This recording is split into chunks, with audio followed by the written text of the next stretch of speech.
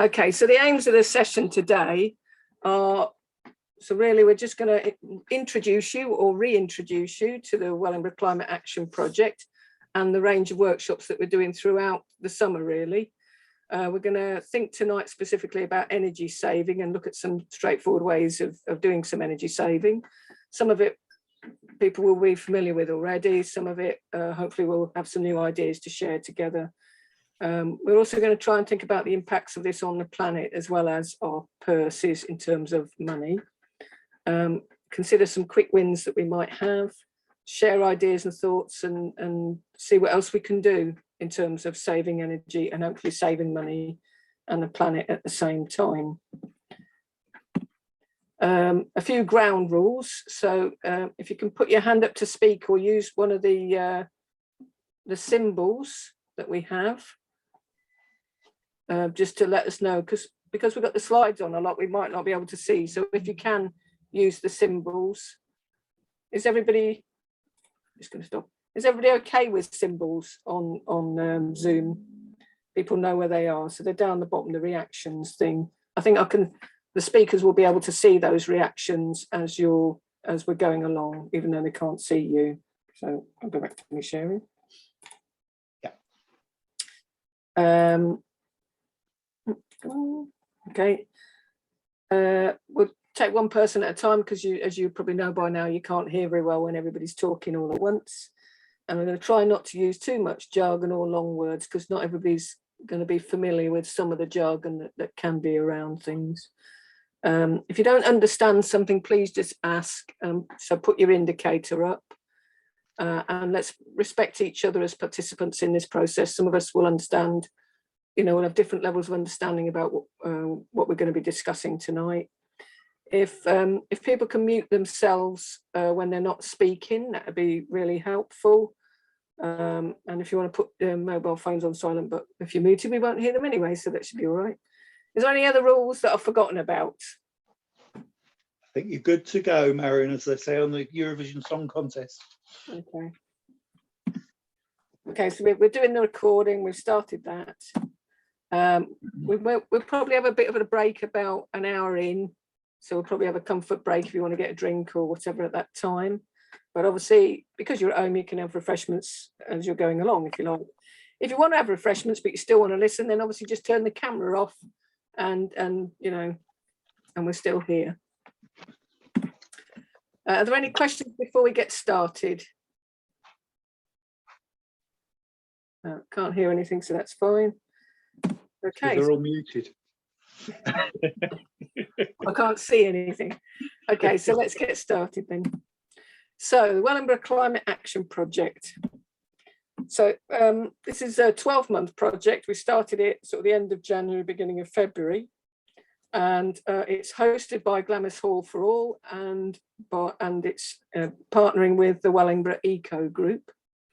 We put in an application to North Northants Council, and they decided to fund this project, which is brilliant. And the aims are really to help all of us to better understand the challenges that we face in respect of the climate emergency and how we can respond to those challenges. It's also about bringing people, groups, business and the councils together from across the area to see how we can come up with some collective plans as well to respond to the challenges and reduce the climate impacts and ultimately, hopefully, create better and more sustainable lives and work together. I see you've got your hand up, Jane. Did you want to say anything? Yes, sorry. I'm sorry if you've been over this before with other people. Obviously, it's the first time I've been to one of you to a meeting that's run by you. So, so when you talk about things like helping to develop plans and things like that, how does that fit in with what the council's doing? Are you doing it for them as well as them instead of? We started the process independent of North Northants or Wellingborough Town Council, okay. But we partnered with Wellingborough Town Council when we did the first part of the project, and they're keen to carry on connected to this project as much as we can. Okay. And there's a few hands up going up now. Sorry. And so the idea is that we actually want to work alongside both North Northants Council and Wellingborough Town Council on this. Yeah. but you know that many of us feel it's too important just to leave to the councils, and actually that we I couldn't agree more. partnership with the council. So does that answer your question? It does, yes, thank you. I can see there was another hand up, but I couldn't see who that was. I'll have to stop sharing. Well, it was me, Marion, but I changed my mind. Okay, thank you. Okay, moving along then. So in terms of what we're doing over this 12-month period, we started off with the climate conversations. So we had 3 climate conversations in Wellingborough in March, and they were really good events. If you were unlucky enough to miss them, many of them were recorded, and they're available on our website. Thanks to all Jonathan's hard work for putting them on the website. We looked at the aim of the conversations really was to find out what people knew about the challenge, what people already know about the challenge, and who's doing what in respect of it, whose responsibility is it, you know, to take us forward and do some, you know, provide a positive response and act together. So we tried to find out what the government was doing. We tried to find out what North Northants was doing, what Wellingborough Town Council was doing, and what other agencies across the community are doing, and then what we could do as individuals, as citizens and groups. So we talked through those things. There was a lot we learned from that process, and I can provide more detail about the findings of that process through the website, or if you want that separately, so if you let me know. So that was the first part. Then a couple of us from the project took part in some carbon literacy training, and we're thinking about how we can create a kind of carbon awareness program or climate emergency awareness program, and to let individuals, groups and businesses understand the challenge and think about what they can do in response. Then the kind of third phase is this piece of work that we're doing now around all the workshops, and I'll go into that in more detail in a minute. So about sustainability workshops, and a lot of the topics that we're looking at throughout this workshop came from people's suggestions at the climate conversations. So we listened to what people said. There was many more suggestions than perhaps we've been able to cover in the list of sessions, but we're looking at other ways that we can do that as well. And then we're gonna hopefully create set up a co-created community forum to actually look how we can take that learning and maybe start to create a carbon reduction plan for our community together, as well as doing some positive actions individually, because there's imperatives on all of us to make changes through some of the government's changes around, for example, by the end of the decade, moving away from gas heating systems and moving away from the use of petrol and diesel vehicles and other things. So there's practical actions that we all can do, as well as how we plan to do those actions across our community, you know, individually and collectively. And then at the end of it, we want to sort of see where we're going to go next, because we don't want this just to be a year-long project. You know, this is a mission for all of us for a very long time now, isn't it, to move towards a more sustainable ways of living. So we're also looking at how we can kind of you know, we can identify where we are at the moment in terms of our climate impacts, but how we transition to more sustainable ways of living and working. So they're the sort of elements in there. There's a summary, but actually there's a lot of work and opportunity within those topics, really. Are there any questions before I just move on to this? Okay, so in terms of the Wellingborough Sustainability Workshops, there are 11 sessions, as I say. They start today and they end at the end of September. And they're covering a broad range of topics, such as understanding energy, renewable power and heating, helping people to understand about their carbon footprint, for example, as individuals and as a business, sustainable transport, food, reducing waste, and many, many others. But we thought we needed to kick off really with a few sessions about energy saving, given the nature of the climate crisis, the cost of living crisis for everybody across the country, and how the two things actually sit very closely together. So that's what we're going to do tonight. So the purpose of the workshops really is to help us look in more depth. We covered a number of things in the climate conversations, but the workshops will help us look into more depth on each topic that we're examining and inform ourselves better, help us to understand the challenges better and consider sort of solutions that we can do together. Share ideas, work things out and encourage each other to learn and hopefully inspire us all to action, whether we do that individually or collectively. So that's the full list of the workshops. We have that on the website. So, and then we'll make these slides available on the website as well, so you don't have to write loads of things down. But they're the different topics that we're going to be going throughout the summer. So before I move on to the next part, are there any questions at the moment?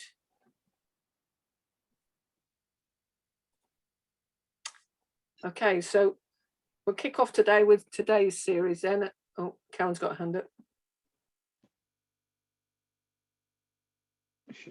Hello. Hello.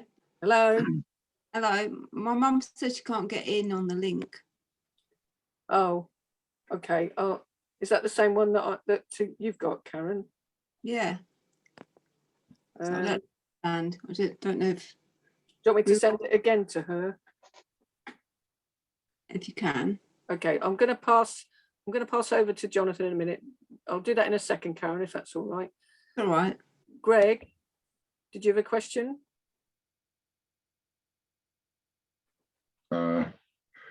I didn't really have a question. I just wanted to say that I was very impressed with that list of 11 subjects that you thought of to use as topics. I think they're brilliant, and I think it's a good idea. So well done to you. Well, it's and the community came up with the topic. So, I mean, just so we didn't decide on the topics. All came up in the climate conversations. Oh, is that where they're from? Oh, Yeah. Yeah, definitely from the questionnaires. You know, the questionnaires you all filled in at the end of the climate conversation. Yeah. Ah, very good feedback. Okay. Okay. Thank you very much for that. I'll pass you over to Jonathan, and then I'll do the bit I need to do. Oh, she's okay. Hang on a second, Jonathan. I'm hanging. My computer's not working anyway, so it's all good. Okay, I'll pass over to you then. Oh, here we go. Fantastic. Are you right, Doreen? Managed to get in. You right, Doreen? Got in at last. Okay. Can you stick yourself on mute? We're about to begin this session about basic energy saving. Just looking for where it is. It's down the bottom corner. Are you on your iPad? Yeah. Okay. Yeah, somewhere down the bottom.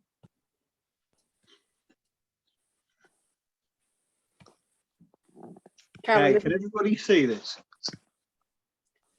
Yeah. Can everybody see that? No, everybody's muted, aren't they? Yes. I'll mute you, Doreen. I'll mute you. There you go. But you can hear me at least. That's a bonus. Yeah, we can. Good. Right. As the first slide says, this is all about saving energy and reducing the cost for people and planet. This presentation is called Energy Basics, or Energy Saving Basics. And we're just going to go through a few ideas, a few ways of saving energy. This is a conversational presentation, so hopefully Marion's monitoring everybody for their hands up. So do jump in and do join the conversation. I hope I won't be rushing through this presentation with you. So the aims of this session are straightforward ways to save energy. Think about the impacts on our planet. What can businesses do, or what can you do at work? To consider some quick wins. To then share our ideas and thoughts. But then to have a look at what else we can do. And why are we doing this? Why is this our first workshop? Well, because bills have gone up. We've just had a nasty shock. So after receiving our latest electricity bills and gas bills, and if you're wondering how much you'll be paying forward, you're not alone. Since Ofgem increased the energy price cap by 54% in April this year, customers on default tariffs paying by direct debit are facing a rise of up to £693 on their annual energy costs. And it's expected to double again in October. And whilst I was watching the news yesterday, our government are thinking about having this review happening 4 times a year rather than twice a year. So things aren't getting better soon.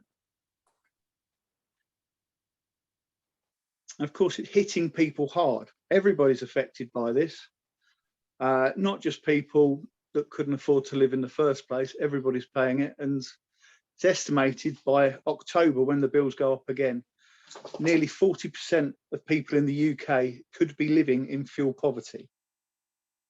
And fuel poverty basically means that it's unaffordable. It's a higher percentage of your earnings than you can afford.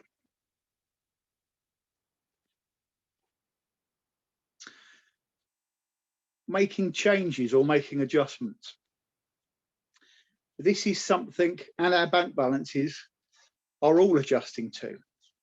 But besides keeping bills down by doing the obvious, such as turning off lights and running appliances on eco mode, there are things we can all do to reduce the amount of energy you're using that you might not have thought of. Here's a few things that are fairly straightforward that you can do.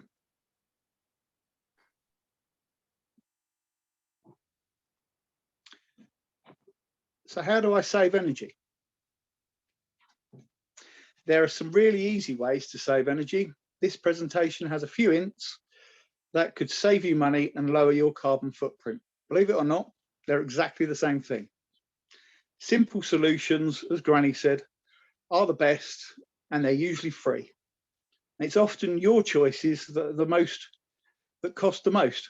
Think eco to save both the environment and money.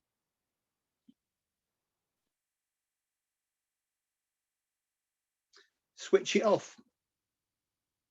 According to British Gas, you can save £110 on your yearly energy bill just by switching off vampire electronics. These are gadgets that drain power away when you leave them on standby mode. To help you cope with the energy crisis and save money, here are 5 entertaining appliances that you should switch off completely or never leave on standby to save energy. There's the big one in the corner of your living room. When you're lazing around on the sofa, switching off the TV with the remote feels so much better than getting up to turn it off at the wall. But it's worth the trip, especially if you have an older model. It's one of the main culprits for wasting energy on standby. And if you've got a few TVs at home, this can add up quickly. Try and turn them off fully.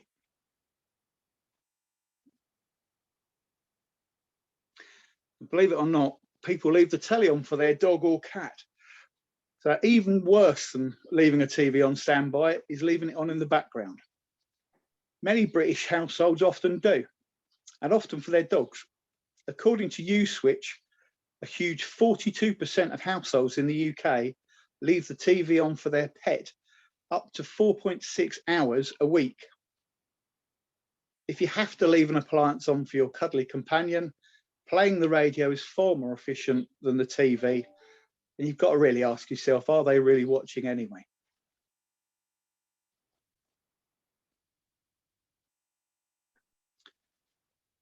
Computers are another thing that we all have. It may surprise you to hear that computers can cost £20 a year to run on standby. If you tend to leave your computer idle, remember that the computer screen savers don't save energy. I remember working in an office and we all used to compete. Who's got the best screensaver? It doesn't save the screen, it certainly doesn't save energy. If you want to keep energy usage to a minimum, change your settings so it goes to sleep mode, or better still, turn it off.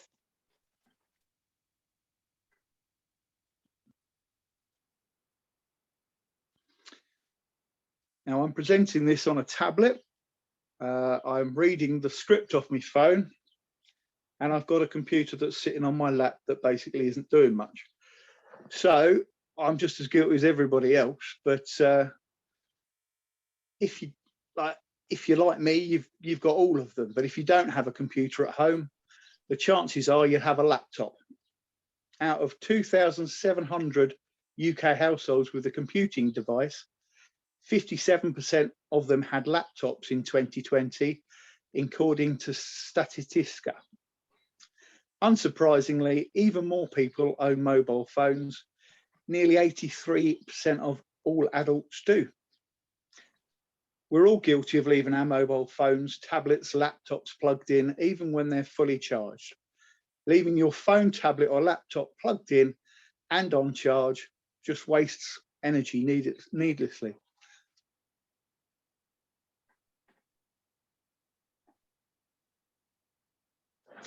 There's another one that sits in the corner of the room and you don't even think about it. Television set-top boxes such as Freeview or Sky are big energy consuming devices that can easily be turned off. However, if you've got a recording device like Sky Plus or my Virgin 380 box, it can consume up to £19 worth of energy annually. So it will need to be kept on standby in order to download selected programs and recordings set to series link. Yeah. I'm taking it, Marion, there's nobody with their hands up. Oh. No. No, there James isn't. Sorry? No, there isn't. Well, there is. No, there isn't. Karen's got a hand up, but she's not doing it. Put so. it down. Okay. Games consoles. Certainly something when I was a teenager. It might not be high on your priority list as your children, as it is for your children, but it's important to keep it in mind when it comes to saving energy. Consoles are particularly heavy energy consumers as they remain idle when not in use or switched off. On standby, a console can use up to £30 worth of energy annually, so it's definitely worth encouraging your children and teenagers to switch them off as soon as they're finished.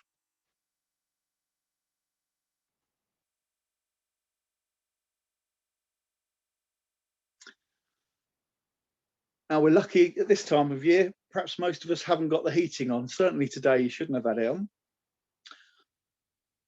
If you do obviously have your heating on in the winter like we all do, if you turn it down by just 1 degree, it will cut your bill straight away and you may not feel the difference. Try turning the temperature down by 1 degree, wait for a day or two, see how it feels. If you're still feeling okay, turn it down another degree and wait and see, and so on. As soon as you start to feel a bit too cold, turn it back up by 1 degree, make a note of the setting. This is the temperature setting for you and your household. Jonathan, I think Greg had a question. I'm not sure it's about this. It might have been about the slide before.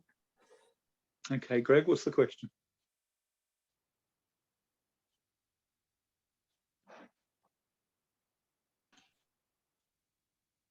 No, it's okay. It's okay. You're okay.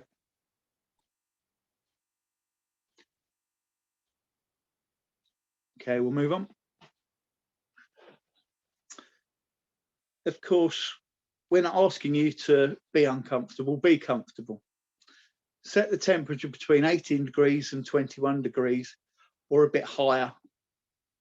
Most families are happy with a setting of that, but you may need it warmer if there's an elderly or infirm people living in the property.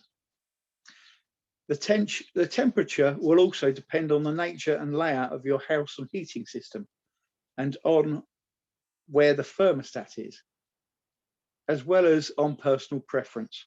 Don't get too worried if the setting you choose sounds a bit too high or low. Just find the lowest temperature that you're comfortable with, and then you're sure you're paying no more than you can comfortably afford.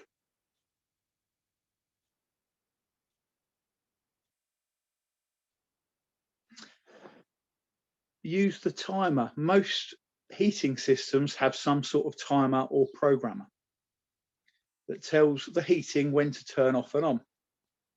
you should set this to come on shortly before you get up and to go off a bit before you go to bed. You'll need to use a bit of a trial and error to find out how much before. This depends on how quickly your heating system responds and how quickly your house heats up and cools down. If there's nobody at home, turn it off, or at least turn it down sometime before you go out, and to come on just before you're expected home.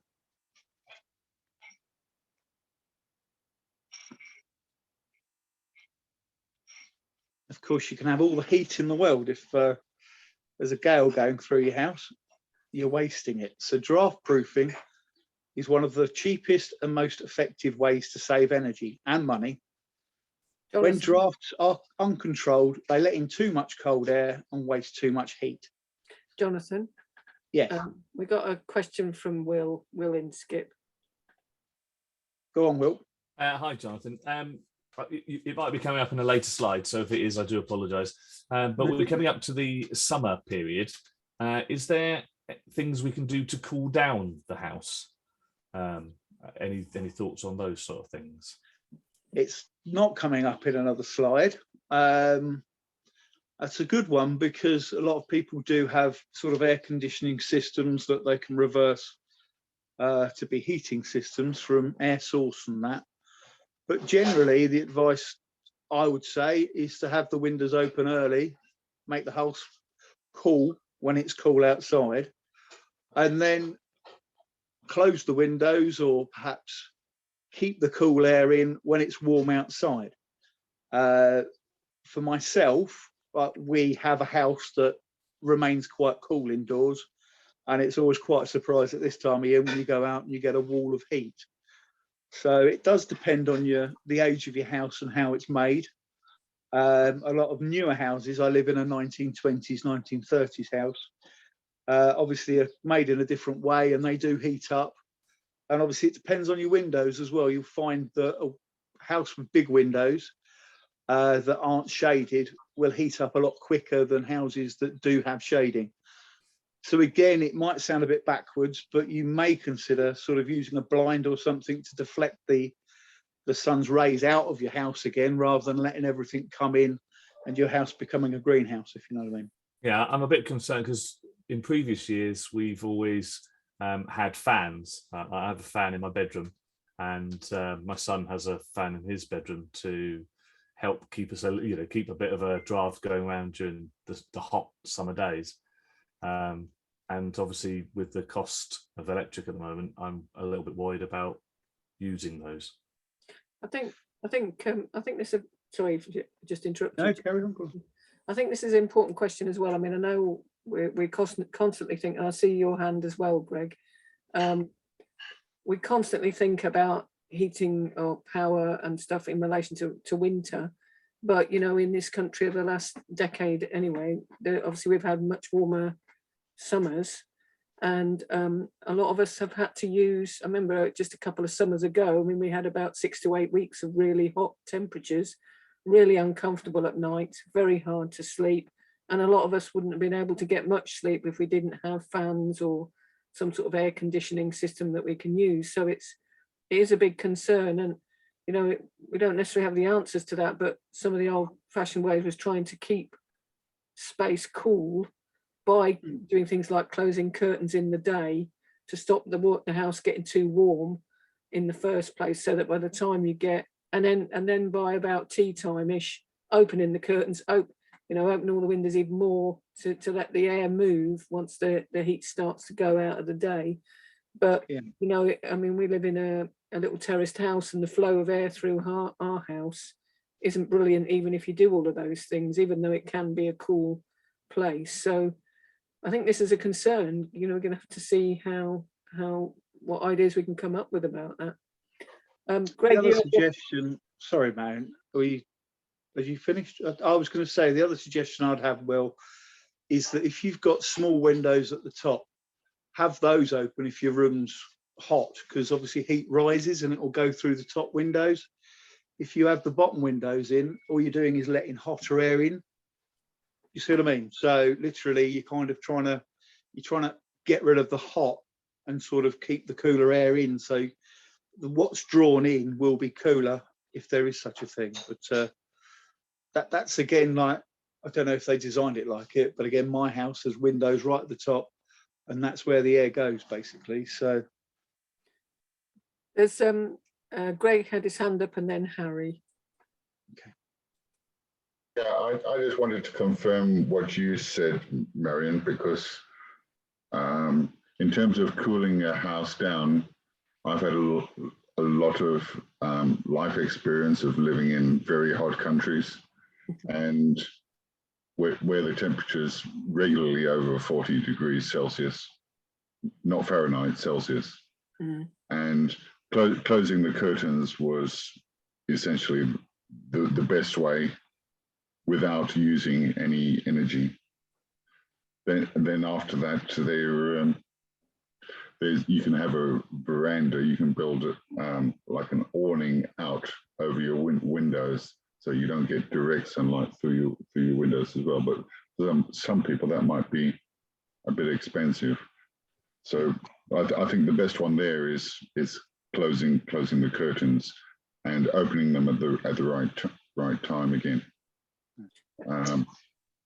And then also to go back to fans, yeah, I actually got rid of my fan. These brushless motor electric fans that spin around. They've got 3 speeds and they stand up. I never ever found them to be effective if the air was already hot, because it was just blowing around hot air, and it just felt like what we called a berg wind, a wind that was full of heat that just came down from the mountains, and that made it even worse. So I generally chuck those away. sorry to disappoint anyone that's got one, but I think closing curtains is a good method. Useful. Sorry, I think a fan could be useful if you're directing it to push hot air out of a room, for instance. Like an extractor fan is used to get moisture out of a kitchen or bathroom. Yeah, if it's an extractor fan, that's fine. But one of these ones that just turns and blows, they're not very effective at all, I don't think. It's just my opinion. Okay, thank you very much. Harry? Well, just very briefly, thanks for that, Greg. The house that we live in faces south, so that we do get a lot of sunshine coming in. It gets very hot. So we just watch the outside temperature and the inside temperature. And the minute that we are getting nearer indoors to what it is outdoors, we shut all the windows and close the curtains, because the air that's outside is just going to come in and make us warmer. So I just wanted to say that shutting the windows is quite a good idea, depending on what the outside air temperature is. I totally agree. One thing with curtains, of course, is if you've got dark curtains, they're actually going to make the house probably hotter, because that'll absorb all the heat coming from the sun. So possibly something like a voile or even a net curtain might be a better idea, because it will mute the light coming in and reflect quite a bit of it out, if you know what I mean. And of course, it still lets the light in, which is one of the nicest things about the summer. It's all nice and bright, isn't it? So just another thought there. Any other questions on something we haven't actually put in the presentation? I think just to say, I think this is something I think as a community of people we need to think about more, because you know, the big emphasis is always put on winter, but actually with much warmer summers now, you know, and a lot of people getting very sick, or some people dying because of the heat in the summers. And if people are struggling, if they're concerned, I mean, you know, they might not find fans effective, but for some people they're the only choice they've got. So if they're concerned about running a fan when they're really hot to cool down the room or whatever, then again, this is going to be a problem. So we'll have to think about ways and maybe advice that can be given to help people stay cool without using too much energy. So that's where we in Britain are going to have to learn from countries that are much, much hotter on average than we have been, I think. Yeah. So Greg again, and then we'll move on. Can you hear me? Yeah. Yeah, good. Yeah, I think one of the adaptations for the future, especially for care homes, is to have some sort of cooling for care homes, or moving the people, if they can, from a care home on a hot day that is predicted, or a set of hot days, if they can, to another place that is cooled down in some other way. That's one of the mitigations or adaptations in the future that probably the NHS is probably going to do, that where they'll have alerts by text message or whichever messages service they use, that goes out to these care homes and helps the vulnerable people stay informed about the temperature outside, because of the effect that it could have on their health. Definitely. Thanks very much, Greg. Sorry, John. No, I was going to say that with care homes in mind, usually a care home would have their communal rooms on the ground floor in a larger space that hasn't necessarily got lots of sort of windows and stuff, so that might be the best place for people to congregate. Obviously upstairs in a bedroom window is probably going to be the worst place for people, so perhaps it's as much about sort of advising them where they should be in the building as much as what they should be doing to mitigate against the effects of heat, if you know what I mean. Thank you very much. I just want to read out, I see your hand, Karen, and I just want to read out a comment from Jane. Jane was suggesting she always finds a wet towel very helpful to cool down. Thank you very much. What did you want to say, Karen? Mine was similar, but you know, like dogs, they have like a water thing that you put in the fridge or freezer. Really, you could have like a hot water bottle type device that you go to bed with. It's got ice in it or cool water or something. That might help, maybe. Yeah, that's a good idea, because dogs kind of like blankets that people stick in the freezer, don't they? And they're wet, stick it in the freezer, stick it on the bottom of it. So maybe dogs. Maybe we could do the same. Yeah, that's a very good idea, actually. Thank you very much. Good idea. Unless there's got any more burning questions, we'll move on. On you go, Jonathan. Oh, Greg's clapping, Karen. I'll start with stopping drafts again, or draft-proof your home, just in case we've lost our thread. Draft proofing is one of the cheapest and most effective ways to save energy, obviously in the winter, which obviously saves money. When drafts are controlled, they let in too much cold air and waste too much heat. Draft proof your home, block up any unwanted gaps that let in cold air and warm air out. But be careful not to block up permanent open vents that provide air where you've got open fires or flues, or in rooms such as kitchens and bathrooms where a lot of moisture is produced. i.e. make sure your house can still breathe. Jonathan, sorry, just on that one about fireplaces. Yeah. We've got a real fire, not at the moment. It's not on the moment. We got a chimney and a real fireplace, and you know, also you get a lot of drafts and stuff coming down that in the winter. Karen found. Do you want to explain, Karen, what you found that could help? Yeah, they've got this balloon type thing that goes up the chimney now, and you blow it up and it stops the drafts coming down.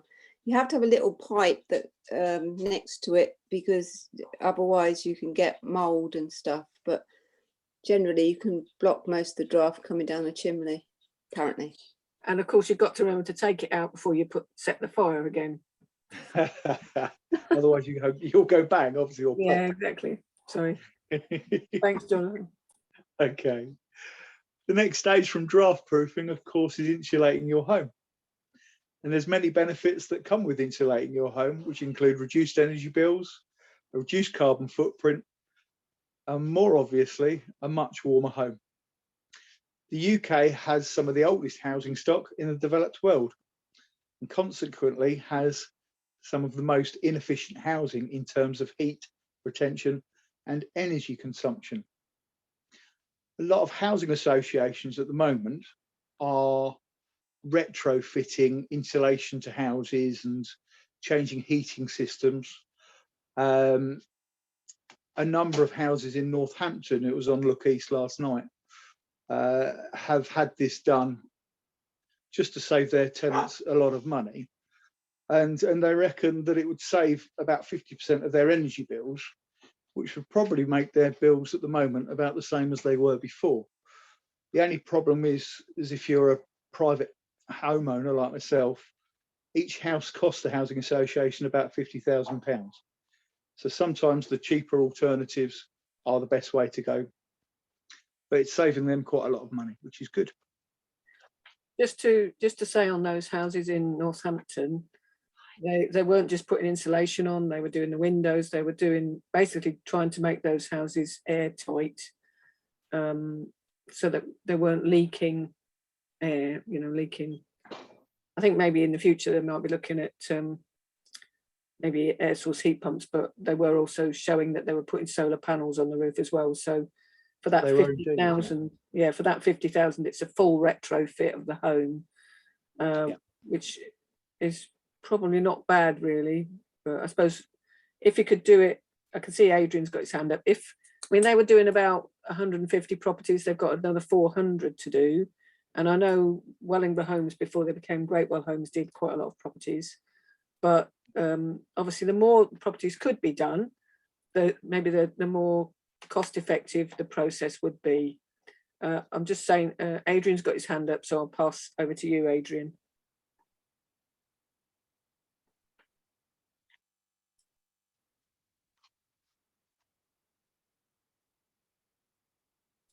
Are you there, Adrian? Just been. Are you with us, Adrian? It might come back to us with that. Yeah. Are there any? Yeah, so I'll shut up now. Okay. The other thing they did in Northampton was they put external cladding on the buildings, and like the buildings they were doing, what they featured were 1930s buildings. So again, very similar to what a lot of the housing stock is in Wellingborough, including myself, single brick sort of houses, and it increases the wall by about 50%. And obviously it's very heat retentive sort of stuff, but there was a lot of work for the 50 grand is what Marion was saying earlier. But what are the cheaper options about keeping the warmth in? Insulation options. So heat loss through uninsulated walls can be dramatically improved by providing insulation like they were doing in Northampton. Windows have the poorest insulation properties. Double or even treble glazed windows can reduce heat loss by 5 times compared to old single glazed windows.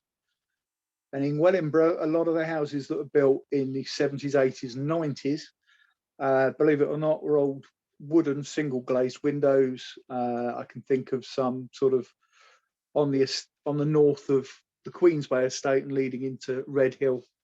A lot of people have obviously changed them now for double glazed windows. If your property is more than 10 years old, then there is a good chance that it will benefit from additional loft insulation materials. Things have changed since I was a kid. We didn't really think it was important to put things like loft insulation in, so we put a little bit of felt up there and help for the best. But now you need a big thick layer of it, and it makes a massive difference. Another option you can do is insulate your ground floor. It's also a great way to keep your property warm. So you can get robots to do it now, to go under your floorboards and put loads of foam under there. And obviously cold air sort of, I know heat rises, but cold rises. So the idea of that is that it stops the cold rising and keeps you sort of nice and snugly warm. And obviously you can provide your own insulation by wrapping up in a blanket, rather than turning the heat up when it's particularly cold. Sit here in front of the telly like me and the wife do, under a blanket. Not together, I must add. Jonathan, Adrian has now got his mic working and wants to ask his question. If you want I to think so. Can you hear me now? Yes, we can. Oh, brilliant. I know I shouldn't have tried to change to the headphones. The talk of insulation contest, isn't it? Yeah, the talk of insulation, and when we talk about making things airtight, I've been in a few conversations with people, and there's a big talk about mold development, particularly black mold, because of the lack of airflow. So I don't like the idea of talking about airtight. Yeah, because without that airflow, without airflow, my floor would rot. So you do have to have an element of airflow there, which is why with the older housing stock, it's very difficult for the air source heat pumps to be effective, because you do have to insulate to the level where it will create a problem with your house. Thank you very much for that. And I think it's a really important point. And it's it's a reason why I think some people have been reticent with some insulation. I know for many decades now they've been talking about creating airtight houses, but as you say, rightly so, Adrian, houses have to breathe too, and with many of us have wooden floors and cavities underneath the wooden floors. So being able to allow space to breathe, but also blocking off the cold, is a bit of a juggle, and so it is how we get advice to do that, and that's where we're going to need more advice than perhaps my basic level of understanding. But obviously more and more people are going to want to do this, so we're going to need that sort of advice so we aren't causing other problems in the future. I was reading something about that recently. I can't remember what they said, but they were suggesting ways of doing it safely. Of course, it's about doing it smartly. I know there's a lot of talk about smart stuff, and we are coming into smart things later. Again, just very quickly, last thing on this is, have you looked at green insulation? 30 years ago, everyone was ripping the ivy off their houses. They're now saying that the insulation that can be created by having ivy and other climbing plant, not necessarily ivy that's intrusive, but even plants that are up on wires, so your wisterias and thick levels of plant growth around your house, also provides the insulation, but also helps the planet in other ways. Well, that's a good point. Thank you very much for that, Adrian. Greg, you've got your hand up. You're muted. We can't hear you. Sorry. Thanks, Adrian. Thanks, Marion. I just wanted to follow up with a bit of caution on the ivy, because I think it's probably the better idea to put the ivy onto a piece of wire and not let it live on the brickwork, because I've been to it was a care home in Northampton, I think it was, where we took the ivy off the wall in the morning, and then in the afternoon, the wall actually collapsed and fell about 3 meters onto some people's garden shed at the back.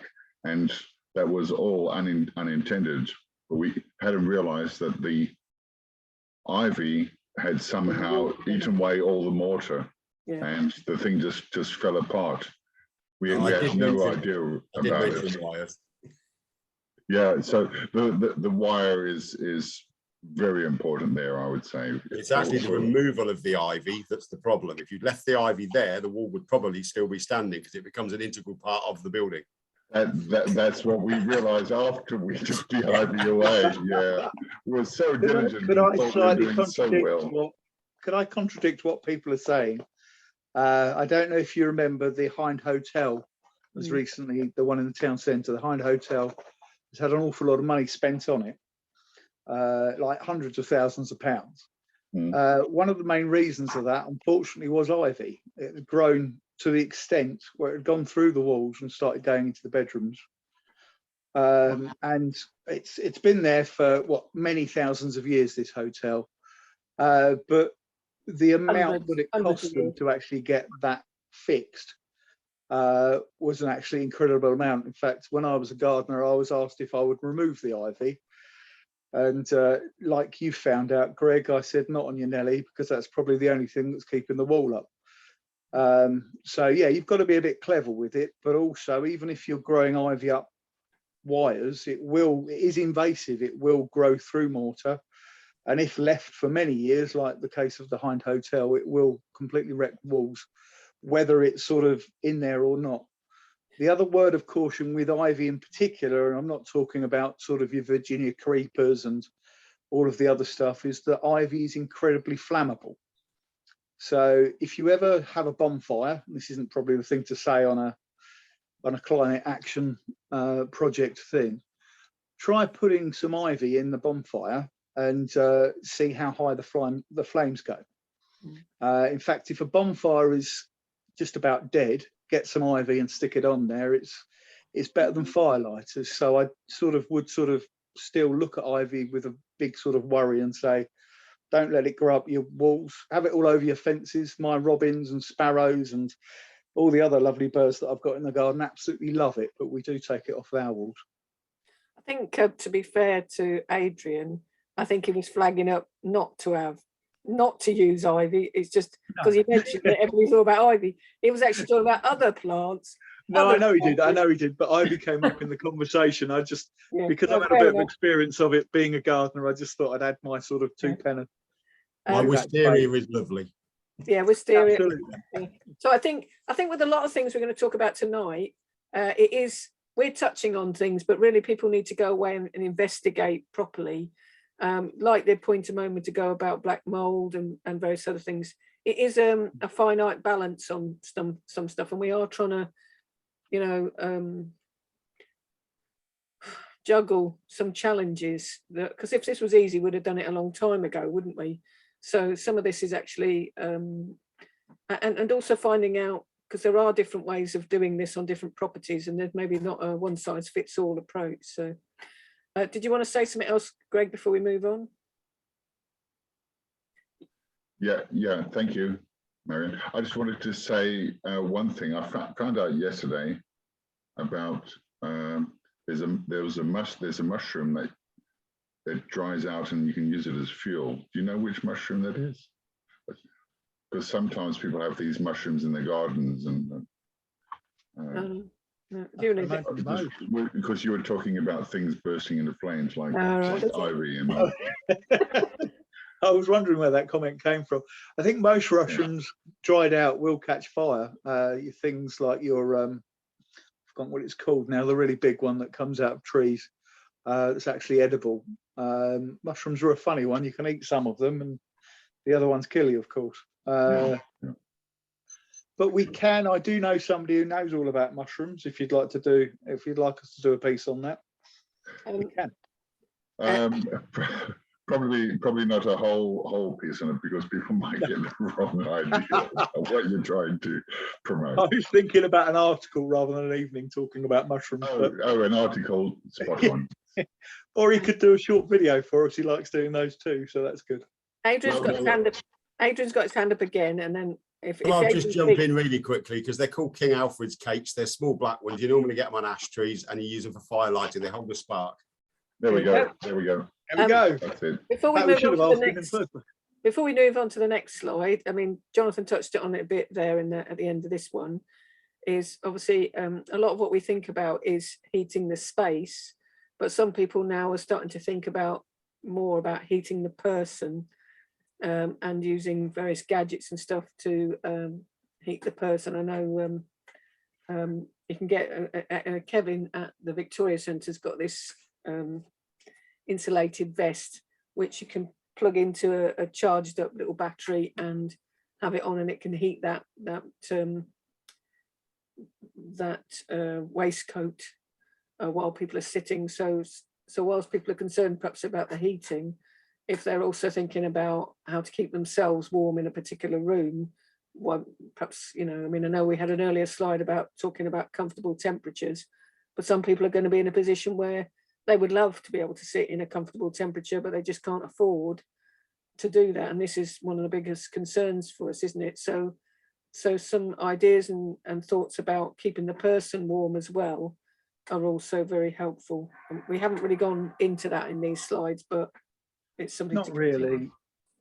The other thing to talk about heating your house, of course, is if you've got windows closed, things that burn things will release moisture into the air. Electric heating actually dries out the air, so you'll find that a lot of the houses that are having all this insulation put around them will be having electric options instead of gas options, purely because it dries the air rather than sort of adds moisture into the air. Just another thought. Shall we move on? Yes. Okay, change your bulbs.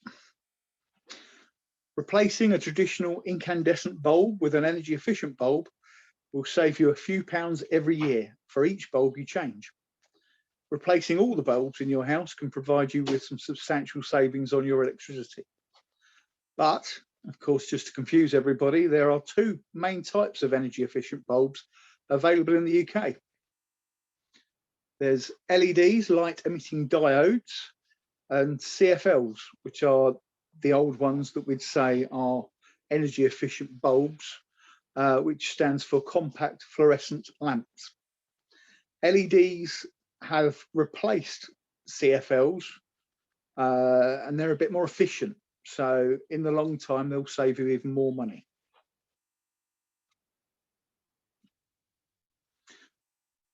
But the biggest thing you can do to save energy on your lighting is to light wisely. Always turn your lights off when you leave a room, even if it's just for a minute. Be conscious of how many lights you have on and whether you need them all on. Use a sensor to control external lights, or in the case of your office or community centre like Glamis Hall, get them to turn on when they're in use. So they'll automatically turn on when you walk into a room or a bathroom, for instance. When wiring's being done, you should arrange your light switches so that it's convenient to turn them on and off. We've all been in old houses where the light switches are somewhere bizarre and you've got to lean across the bed to pull a cord or whatever. Try and make it as simple as possible. For example, one at the top and bottom of the stairs and at the end of each hallway or next to a room door. Jonathan? Yes. We've got a message from Jane as well. I'll read Jane's message and I'm going to tell you what I was going to say. Cool. Jane's suggesting it's best to avoid outside lights that are, oh, it's gone. It's in the chat anyway. Wait a minute. Best to avoid outside lights that are on all the time anyway, as these are not good for wildlife. That's Jane's comment. I'm just mindful, listen, it's now about 8:05. If we wanted to have a break, do you want to carry on for a few minutes or do you want to stop for a break? I'm happy to carry on, Marion, but it's obviously if anybody wants a break, I'm happy to stop too.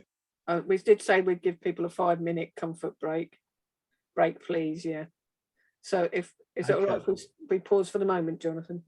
Yeah, of course it is. Let's see if I can work this thing and get us all back. No, I can't work this thing. Oh, here we go. Stop sharing, yeah. We can still see your screen. Okay. Let's hope I haven't got anything embarrassed on it. That's right. Okay, that's great. Thank you very much. There we go. Okay, so it's 8:05 then. Should we say 5 minutes or is that enough for everybody? So we'll see you back at 8:10. Okay. Thank you, everybody. We'll give people another couple of minutes. That's all right. Karen came up with a good idea. She was just telling me on the stairs about some roofs. Talking about insulation. Some people are building, obviously converting houses so they can have green roofs. You know, that's been a thing for quite a while. But I think designers are starting to use them now and a bit more in their design as well. So having green roofs, it's holding the water, but also it can insulate the roof as well on top of the roof, not just underneath the roof. It's a good idea. Yeah. I would be very careful to make sure you get a structural engineer to inspect your place so that it can take all the extra weight. But a good idea, yeah. Yeah, I mean, this is the thing with all of them, isn't it? It's I'll speak to David. Right, thanks, Adrian. He's done that, has he? I think this is the thing. Everything we mention carries a health caveat of you need to go and find out more about this. Really. Are we all back now? Are you back, Doreen and Avinash? I think Avinash is dipping in and out anyway. Okay, we'll carry on. So if I pass the ball back to Jonathan to carry on his presentation. And Are you all ready to change wisely? Yeah, change wisely. And it'd be nice to have a bit of a discussion afterwards as well. So definitely. Okay, do bear with me a second. I'm sorry, it takes a couple of seconds. Okay, can everybody see that? Yeah. You're all on mute, so okay. People sticking change wisely. There may be plenty of life left in what you've got. And there may be ways to get more out of what you've got, rather than just changing it for a more efficient model. This goes with new appliances, it goes with cars. I remember having a 1973 Beetle, and I looked at it and thought, crikey, this uses a lot of petrol. But actually I worked out that if I got a new one, I'd be using an awful lot more resources for getting a new car, so I carried on driving it. And that goes the same with an old fridge that's still working, perhaps even an old telly. So you can get more out of your existing appliances, whilst ensuring that any new ones you get, obviously, are as energy efficient as you can. So decide to invest in ones that are bringing the carbon and bill savings you're looking for. But when something is worn out, moving to an energy efficient appliance can be an excellent way to save money on your bills, as reducing your carbon footprint. So fridges, freezers have moved on light years in the last 10 years. My new one is 10 times more efficient than my old one. They do need replacing eventually.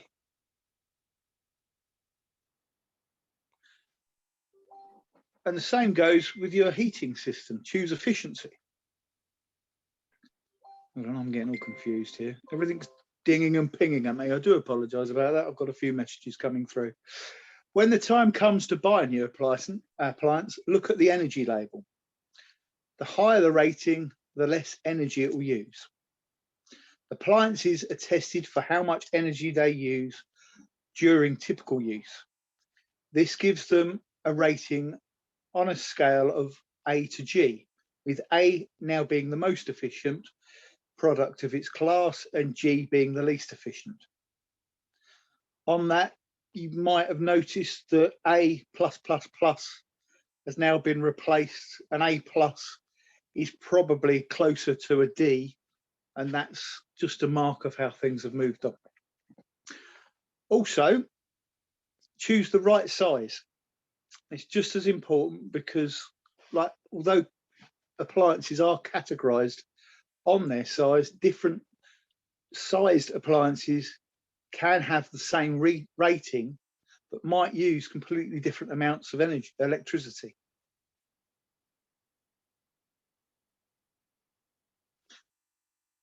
Wash efficiently. You can save energy when you wash your clothes by waiting until the machine is full before running it, and by washing at a lower temperature where possible.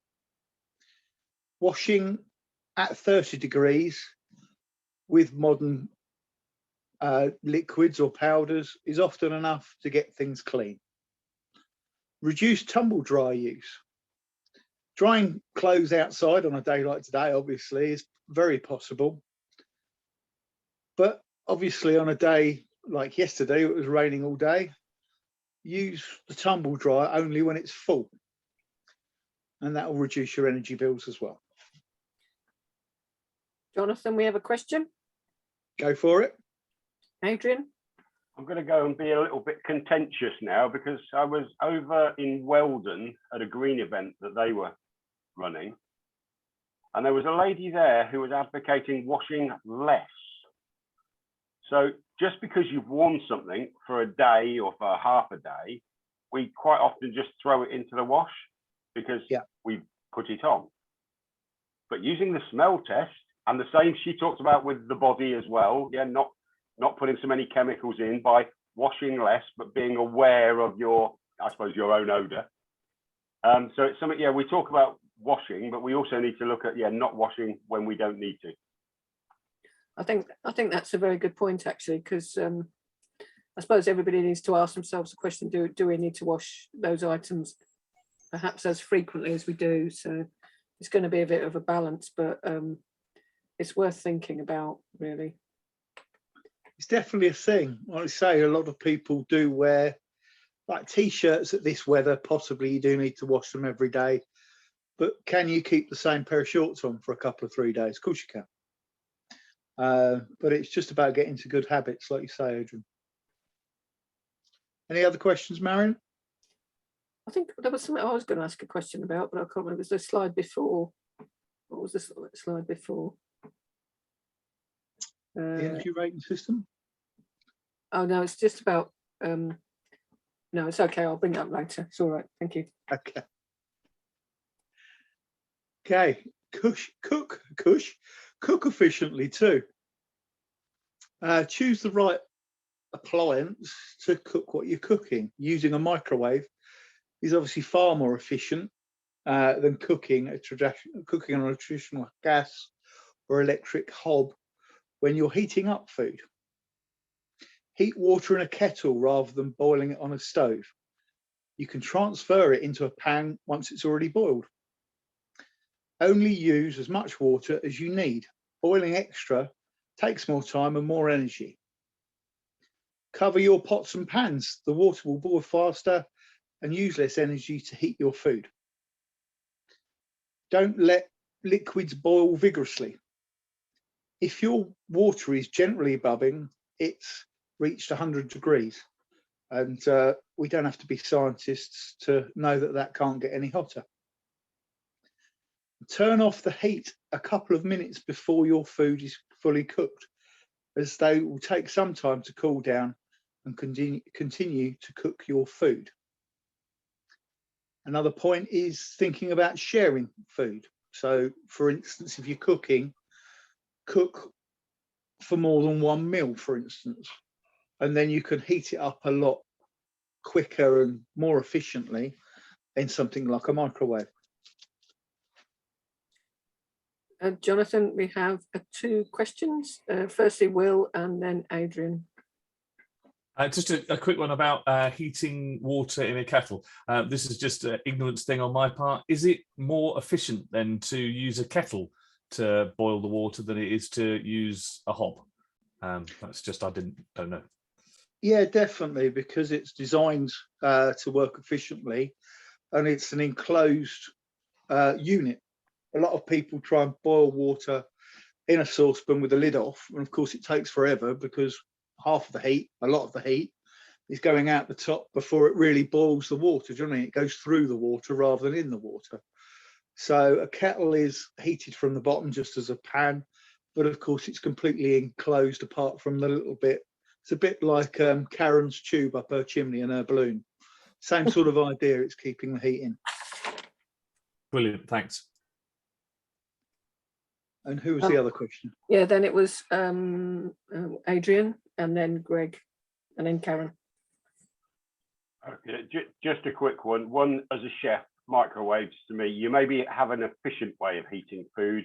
What it does to the cellular structure of food and its goodness is certainly up for debate. Let's put it that way. So I would not have. I haven't had a microwave in my house for 20 odd years. And heating water in a kettle, yes, only if you fill the kettle with just enough water for what you need.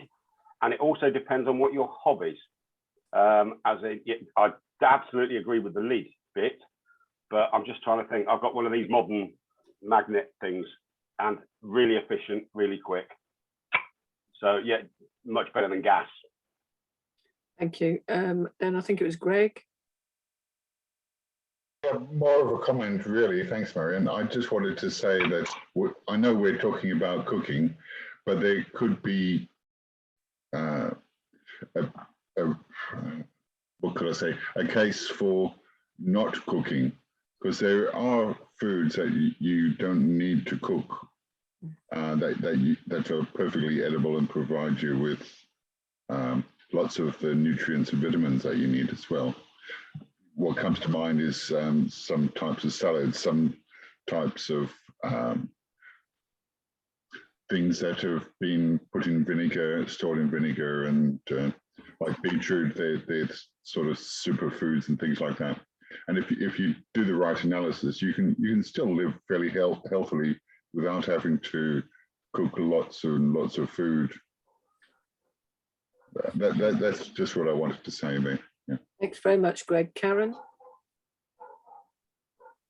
Okay, well, I heard, and I've seen that using a microwave sometimes is less better than actually using gas, because gas is actually more efficient in some ways. I know you lose a bit of stuff, but if you're cooking something for a long time in a microwave, that's less efficient. So it's deciding what you're cooking.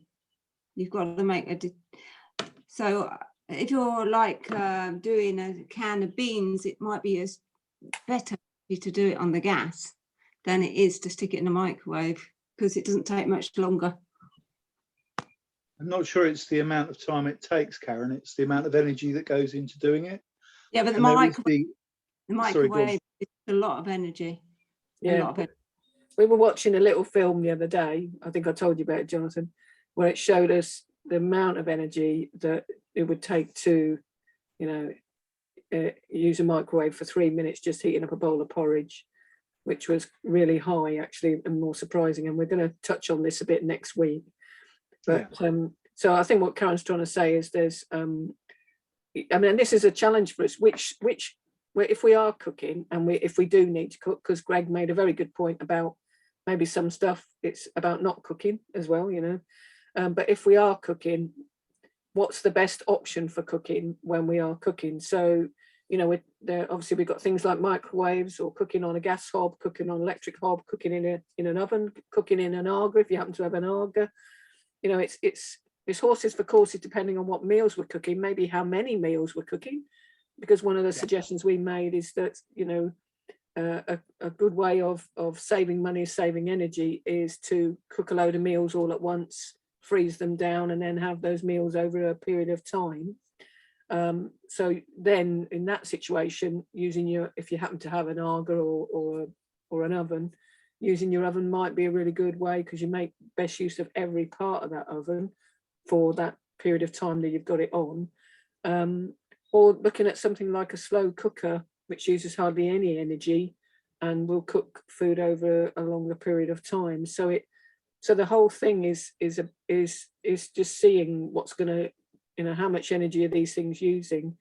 The other thing to this is how much carbon are they emitting as well. So we might choose an option in terms of energy saving or money saving on one part, but also we're also considering the impact on the planet at the same time as well. So some of these options, a quicker option may work out better in terms of money, but how does that work in terms of the planet and our need to make sure that we do cut our carbon emissions properly? And that is a good point, isn't it? Because actually, in the olden days, in the 70s and 80s, using gas was much more better. That doesn't even make any sense, than perhaps using electric, because you're using the energy directly rather than having the same gas or coal or whatever being burnt and only reaping a fraction of the amount of energy that's in that particular fuel to be converted into electricity, and then losing a lot of it sort of being transported to your home, which again is just raising your carbon footprint. But now with renewable energy, of course, particularly if you've got your own source of renewable energy, that's flipped. So electric has become a lot more of a sustainable way forward. which is Okay. why a lot of heating systems are now being changed to electric, of course. So Avinash put his hand. Karen, have you still got your hand up, or is that your hand up from before? It's from before. Okay, thank you. So Avinash, did you want to say what you want to say, and then Adrian? Yeah, sure. I just want to say there's an excellent book called How Bad Are Bananas? So basically the author, he analyzes the carbon footprint of day-to-day. Oh yeah, you've got the book there. And from memory, there was a discussion about you cooking with gas or electric. Yeah. And this book said electric is better because I think nearly more than a third of electricity is produced by renewables in this country now. So Absolutely, yeah. That's the difference now compared to 20, 30 years ago. Yeah, definitely. Oh, Adrian, it's snappy. You've Come on, stolen me Adrian, come thunder. on.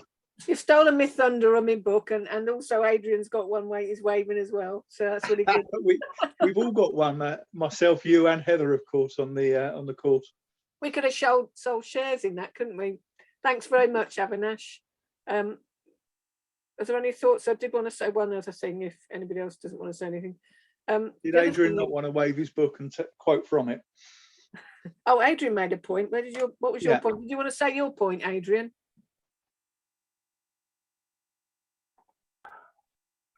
Just quickly, I was just looking, so about efficiency of cookers.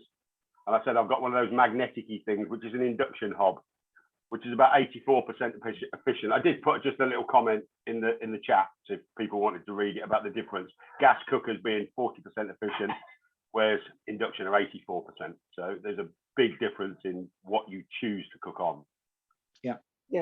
Thank you. And I agree. I've got a cooker that's now 30 years old, and 30 years ago, when I first bought a cooker, halogen cookers were the thing to go because they were a lot more efficient than the old ones that used to go around in circles. I honestly haven't the foggiest idea how efficient that is compared to an induction one, but like I say, things do move on.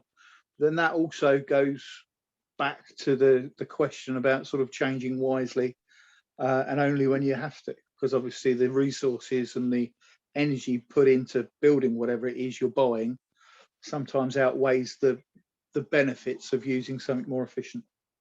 Just on the one thing I did want to say, I mean, we're talking about what's more efficient, but for some families, it's going to be able to afford any of this. You know, it's going to be a struggle, I think. And also, not just for families, but also there's a lot of people, particularly retired and elderly people living on their own, but not just those people, but particularly for retired, elderly or disabled people.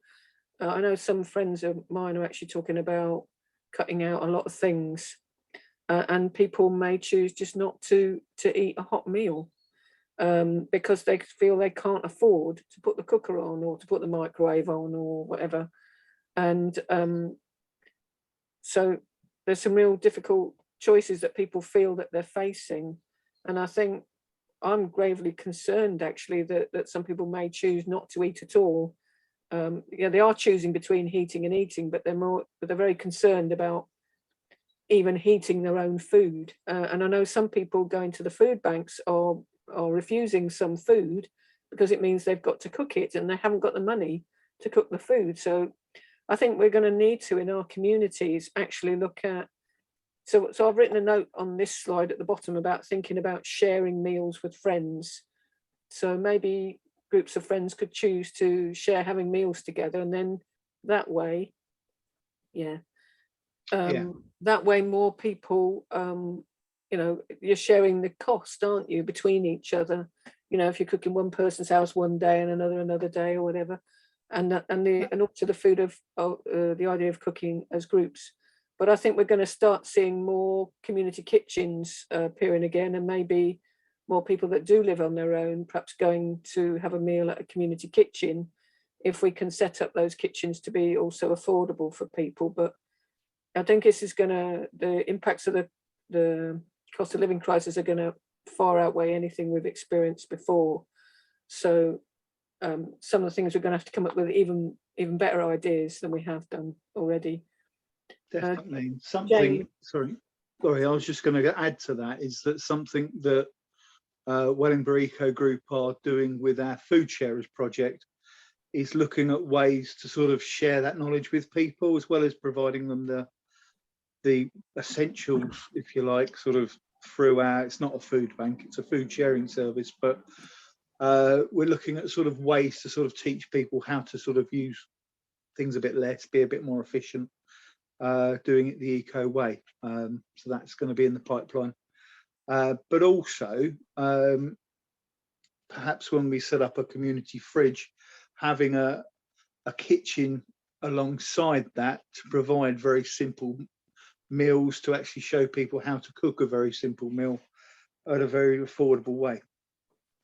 Sorry, somebody else was going to ask a question. Yeah, Jane made a point of about the increasing costs of food, as well as the increasing cost of heating food will also force people to make choices to eat less as well. So all of this is really encouraging us to come together, to share, and having, like you say, so Jonathan was mentioning the community fridge.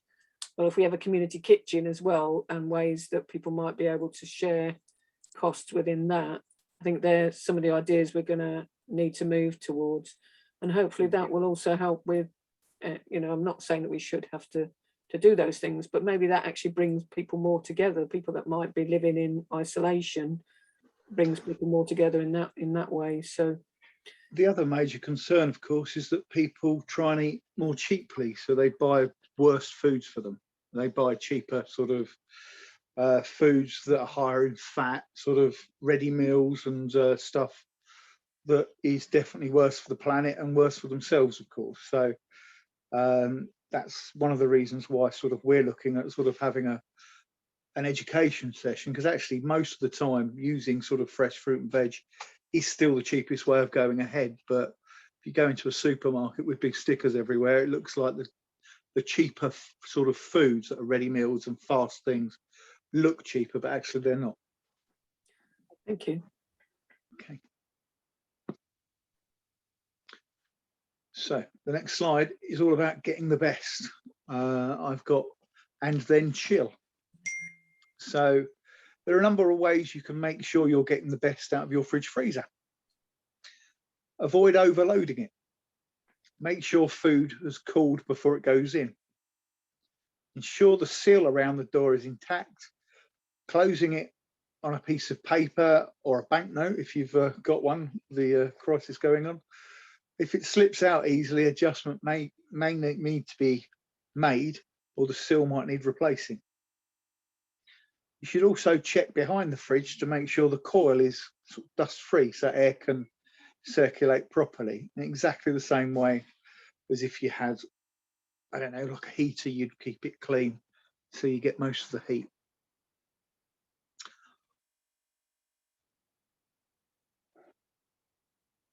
Here we go. Be smarter. We've all been sold smart meters, or told smart meters are a good idea, but smart meters are modern gas and electricity meters designed to give you more information about your energy use, and if you use a prepayment card, make topping up more convenient.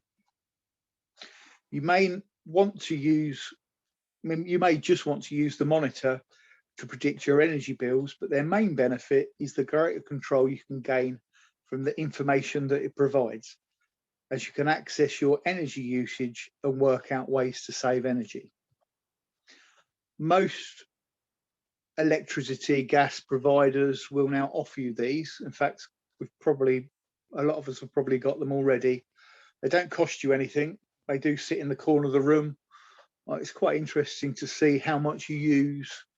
And my electricity provider also provides an app, so I can actually look at my energy usage throughout the year, and it can predict roughly how much I can use. So then I can, if you like, be a bit childish and play a game to see if I can beat that.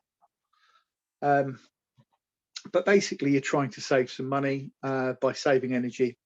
That's what we're talking about today, of course.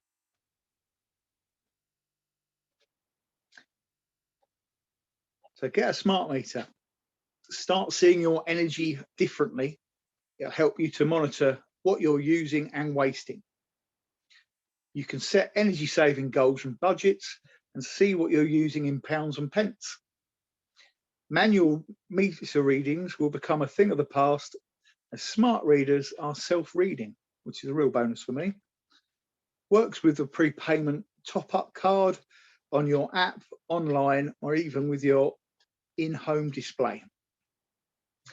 It's helping to create a smart grid as well, which is something that's essential to conserve energy, make energy more efficient, and to collectively save energy. It's also something that is needed so that we can implement more renewable power. So at the moment, for instance, up at Burton Wold, there's a lot of wind turbines that quite often could be generating electricity that are turned off because the grid can't support them at the moment. With a smart grid, i.e. with smart meters, everybody's got a smart meter, with it we can then have a smart grid. All of that power can be harvested and we can all benefit, hopefully, from cheaper bills. Just on somebody was asking about the electric monitor on the slide before, Jonathan. Yeah. So there we go. Yeah, you can get. We're looking this up. You can get a little device that you just plug into an electric socket, and then you plug your device into that device, and it tells you how much power that device is using. You know a bit more about that, don't you, Karen? Yeah, I do. But well, it's just what you've said, really. You just plug it in and it tells you how much you're using. So it gives you an idea. Number of people buying it for their children so they can see how much they're using on devices and things like that, apparently.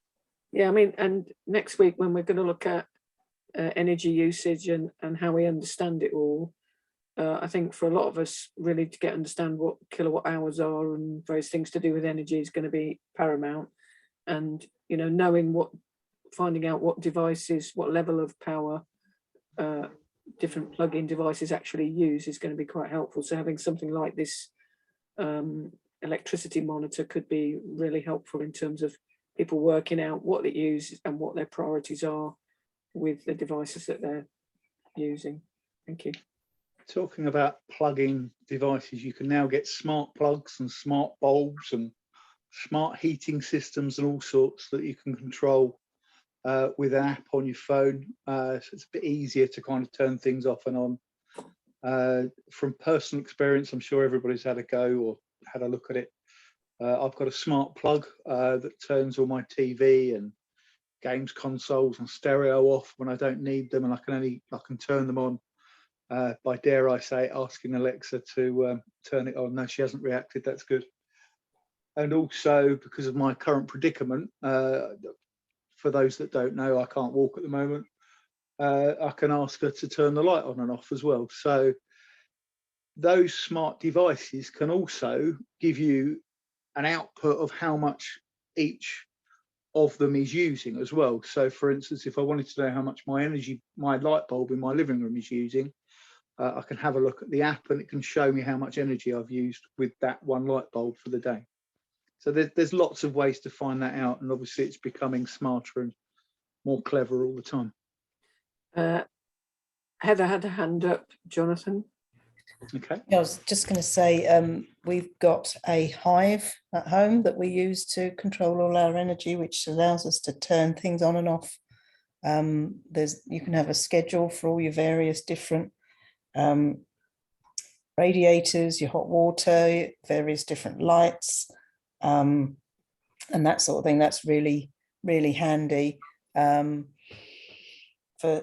saving saving energy, particularly if you've got bedrooms that aren't in use, because your kids have just left home and stuff like that. You can just turn the heat on in there for an hour a day or something to make sure the room doesn't get damp. And it's really, really quite good. And again, that's an app on the phone, so there's a lot of clever things out there, isn't there? But a bit like sort of insulating your house, it can be prohibitive to set all that up. But I think Hive is a British Gas thing that they perhaps help you with, or I don't know, incentivize you to use. I don't know.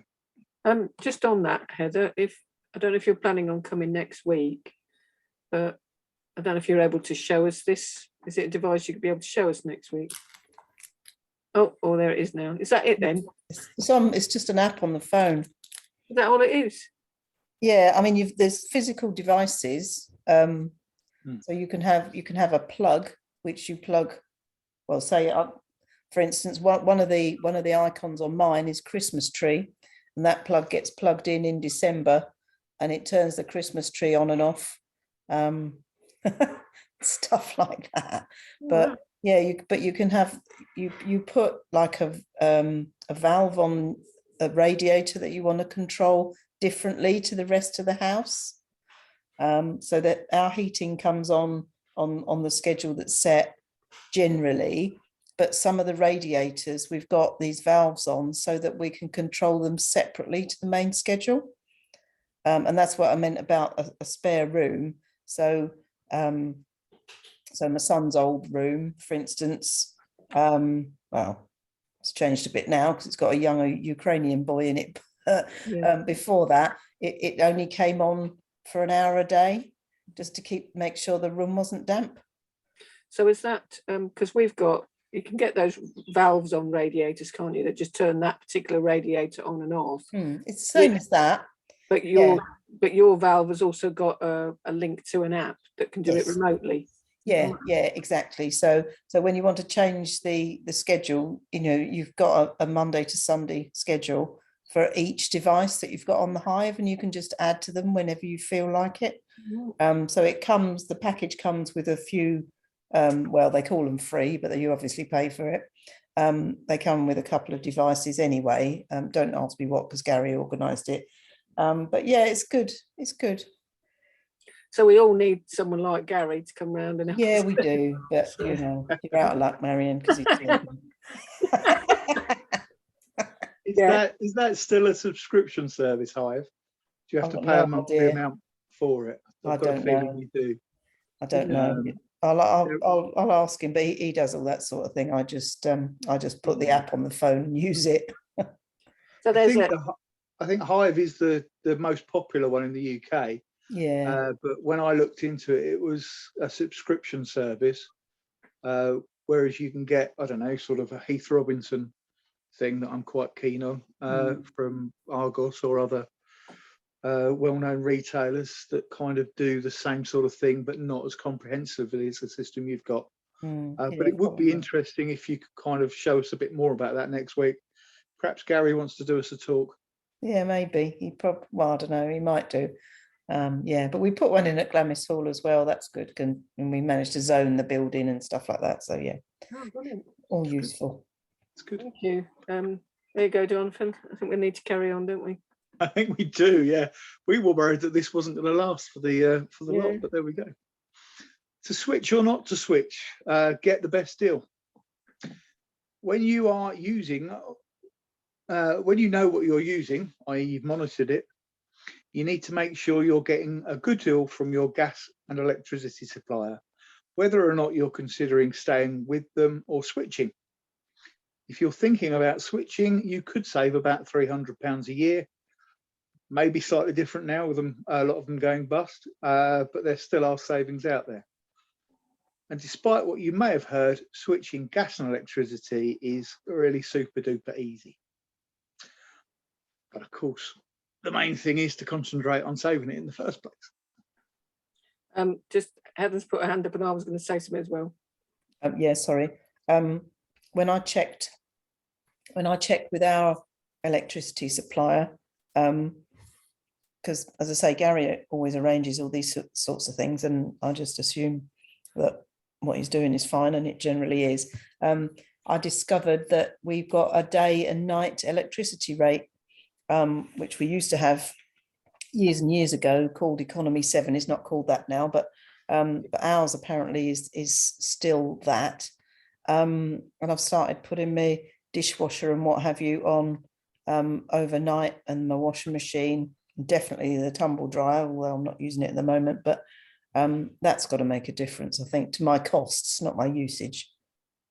It's incredibly good if you're somebody that doesn't spend a lot of time indoors during the day. So like your evenings and weekends rate is substantially cheaper. But the one word of caution is, of course, your day rate is substantially more. Something that was used, I think, in the 70s and 80s to balance out like electricity, because obviously it was mostly fossil fuel production. And they were finding that most electricity was being used during the day. So they tried to get people to use it in the evenings by doing it like that. Just to say at the moment around switching, the advice is not to switch at the moment. Because there are, you know, I mean, if you watch, what's his name? Martin Lewis. Yeah, I mean, he said just don't switch at the moment, particularly be careful about fixed rate options because some of them are turning out to be much more costly. We looked at one for a family member the other day and it would have been much more costly to go onto a fixed rate option. So be very careful on that. And they're advising to stay where you are with your supplier at the moment and just find other ways of saving energy or doing some changes. But Heather's point, if you have a cheaper night energy rate than a day rate, then it's thinking of ways of making use of that cheaper rate at night.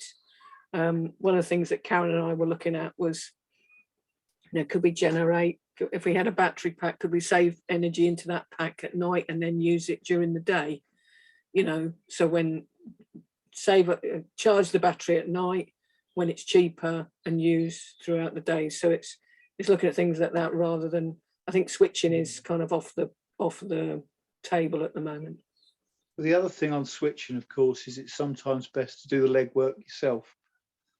Switching electricity and gas is a bit like sort of going for your insurance. If you're going for a comparison website, not the right time to lose my voice, but there we go. They are essentially a broker, just like an insurance broker, and they will add a little bit on. So if you go direct, you might find a better deal. Shall we move on? Because we're quickly running out of time here. Have you ever thought about generating your own electricity? Something that was really big probably 10 years ago was getting solar panels for your room, because the government at the time incentivized it. And of course, a lot of people that wanted to save a lot of money got them. But the new government, and I'm going to put it like that, decided to cut all of those incentives. So of course, less people are having them put on to save money. But because the cost of these things has come down dramatically, it could still save you a lot of money and also obviously lower your carbon footprint. So if you live in an area that has a lot of sun, or should I rephrase that, if your house points in the right direction, your roof points in the right direction, installing solar panels can save you a lot of money by generating your own power. If you're lucky enough to have a bit of land and it's fairly windy, i.e. it's fairly open, a little wind turbine can work well too. Wind turbines are still very expensive comparatively to solar panels, so possibly think about solar before wind, but both are options depending on your setup. Saving energy in business. This isn't all about sort of saving it in your house, although this presentation was written mainly about houses. You can save energy at work because businesses need to save energy too. And they have exactly the same challenges, they're just larger. And these include keeping their premises warm, running vehicles, power to equipment and produce items, managing food safety, i.e. big fridges, freezers, and complying with the law. Perhaps have a think about how your business or how you can save energy at work.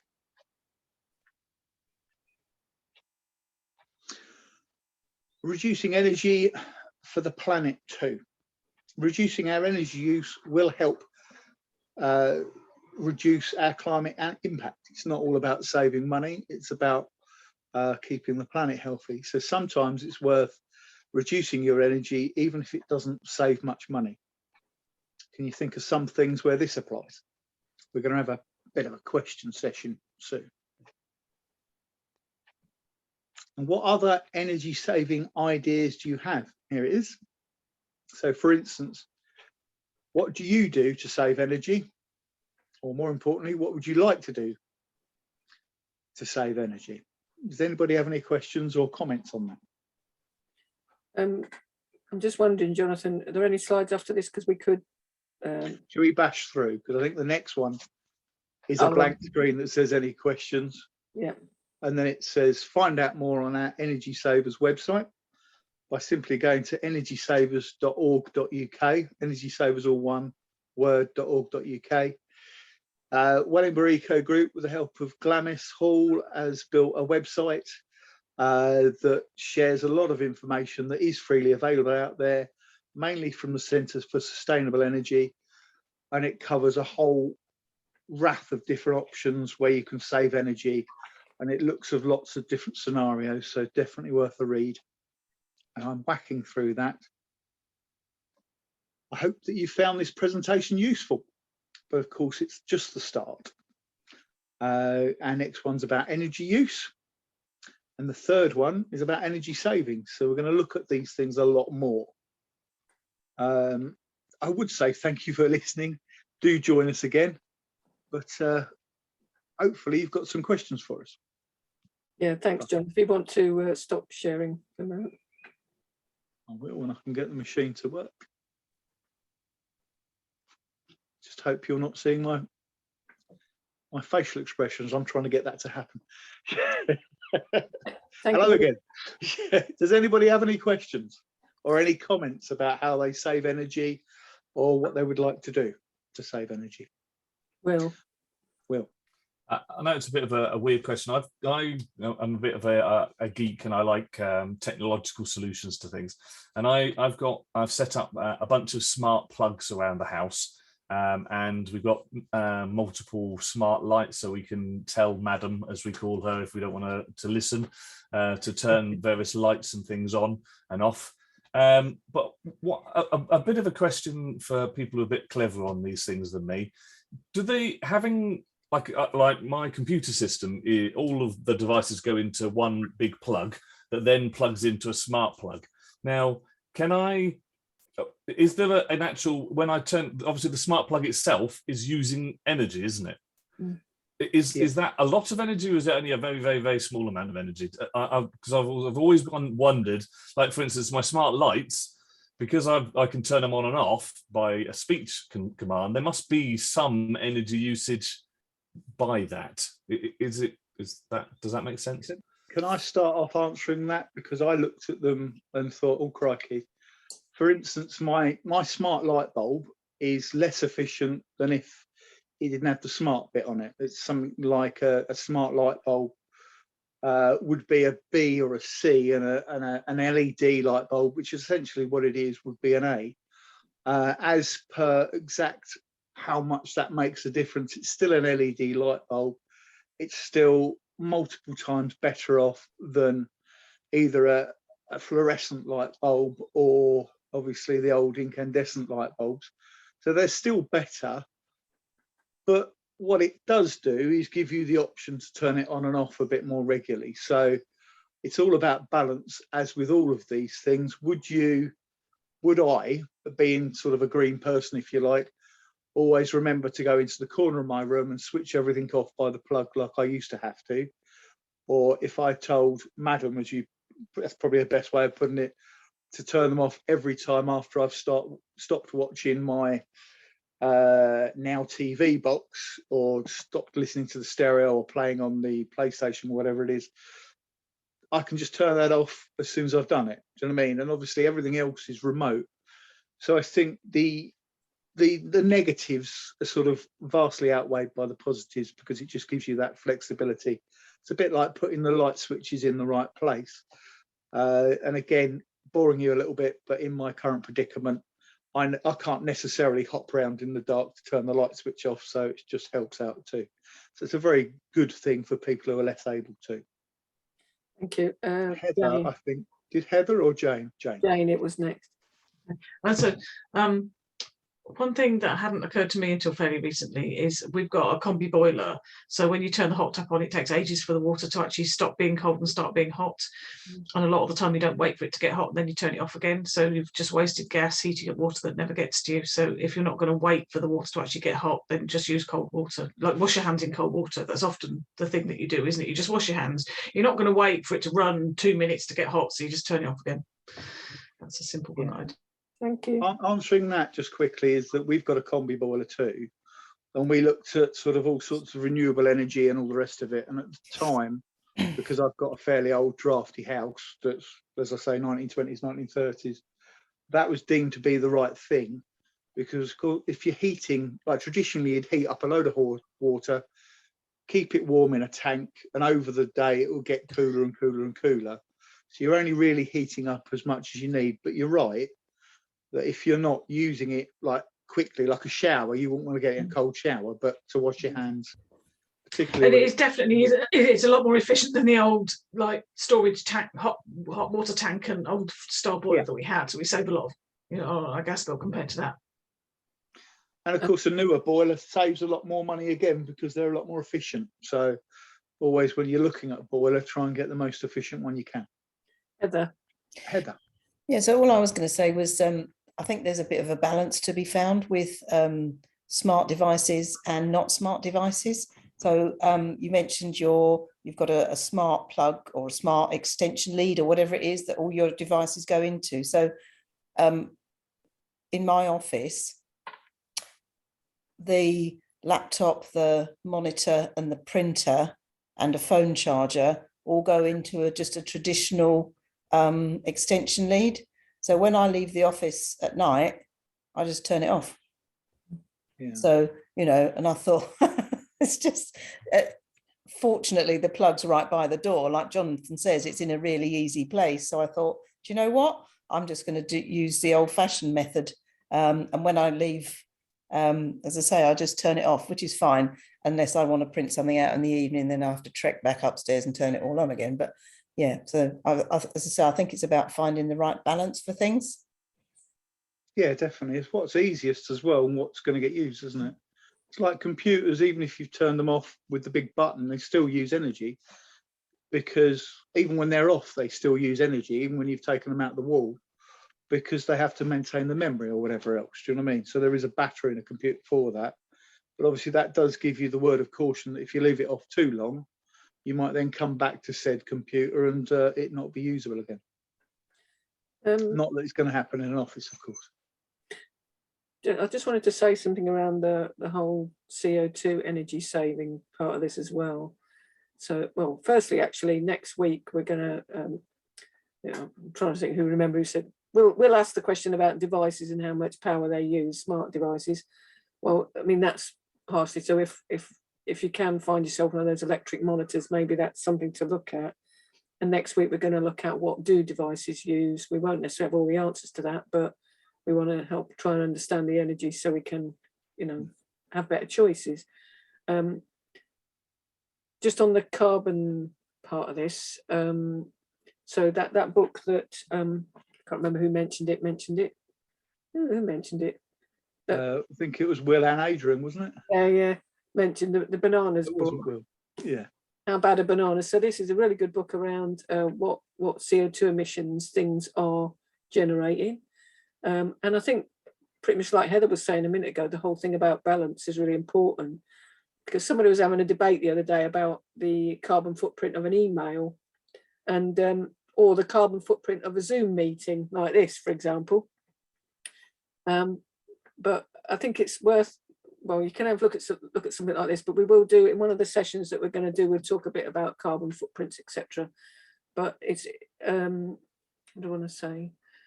That it's still worth doing some actions that save energy, even if it looks like those energies things aren't going to save much money, because it will help in other ways. That was on our training, I think, from that was on our carbon training, wasn't it, from the French lady I've forgotten the name of. But it is like when you're looking at the carbon footprint of a Zoom meeting, for example, I think we really have to think about what would we do in an alternative you know, so some people can say there's quite a lot of CO2 emitted sending an email or whatever, but actually, again, what's the alternative if we didn't do that? So I think with a lot of this, whether it's about carbon footprint or energy uses, it's balancing the solutions, as somebody said earlier about the time. You know, you might use, for example, a microwave, but you only use it for a minute. Then, you know, another alternative you might be using for an hour or so. You know, you have to, it's looking at the time it takes to use devices and the energy as well. Anyway. It's also about the devices that you use. Like, for instance, I'm using a tablet because it uses a lot less energy than a computer does. I'm using it because the computer doesn't work very well as well, but the tablet is a lot more efficient with energy because it's just the way it's built. Okay, are there any more comments or questions before we finish? Because I'm mindful that we're now just past 9 o'clock. No, okay, so thank you very much. Thank you very much for everybody coming, and thank you very much to Jonathan for his presentation, and for you all for your questions, really good questions. Thank you, and your engagement. And I hope you'll join us next week. Same back channel, to use an old phrase. I think Jonathan was helping me to understand. I've set up a Zoom link, and apparently it's going to be the same Zoom link for next week if he reminds me how to send it out. So we'll hopefully see you again next week, and we're going to look at that whole thing about devices and how we can make some really good choices. And it's good to hear what Heather was saying about the systems, and also how we can plan to use, how we can prioritize the energy that we're using and the way we use it, and how we can plan that.